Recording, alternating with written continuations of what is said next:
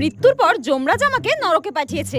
আর নরকে আজকে আমার 3 সপ্তাহ হলো। সকালবেলা ঘুম থেকে উঠে রেডি সেডি হয়ে আমি গেলাম ব্রেকফাস্ট করতে। আর এখানে কিন্তু এক এক দিন এক এক রকম ব্রেকফাস্ট দেয়। আর আজ কিন্তু ব্রেকফাস্টে ছিল চাবুকের মার আর পচা রক্ত। যাই হোক, চাবুকের মারটা আমার সহ্য হলেও এই পচা রক্তটা আমার একদম পেটে সহ্য হয়নি। আজকে আমি খুবই খুশি ছিলাম, কারণ আমার বেস্ট ফ্রেন্ড আমাকে ফোন করে বলেছে ও আজকে মারা গেছে আর ও আমারই মতো নরকে আসছে। আর আমিও ওকে বললাম চলে আয় চলে আয়, এখানে খুব মজা হচ্ছে। ও তো জানেই না ওকে আমি মিথ্যে কথা বলেছি। একবার আয় না, চাবুকের বাড়ি খেলে সব মজা বেরিয়ে যাবে। আর যেতে যেতে হঠাৎ আমার রিমঝিমের সঙ্গে দেখা। ওর আজকে শাস্তি শেষ হয়ে যাচ্ছে আর ও আমাকে বলল টাটা, আমি নরক থেকে বিদায় নিচ্ছি। পরের জন্মে আমাকে যমরাজ বলেছে কুকুর বানাবে। আর আমি বললাম কেন, তোকে কুকুর বানাবে কেন, মানুষ বানাবে না? তখন রিমঝিম বলল না না, আমি আর মানুষ হতে চাই না। মানুষের জীবন অনেক কষ্টের, এর থেকে কুকুর হয়ে জন্মানোই ভালো। ঘুমাও, খাও দাও আর পাহারা দাও, আমার তো খুব মজা হচ্ছে, টাটা। তারপর আমি দেখলাম যমরাজ আমার জন্য ফুটন্ত তেল রেখেছে আর আমাকে গরম তেলে ভাজা হলো।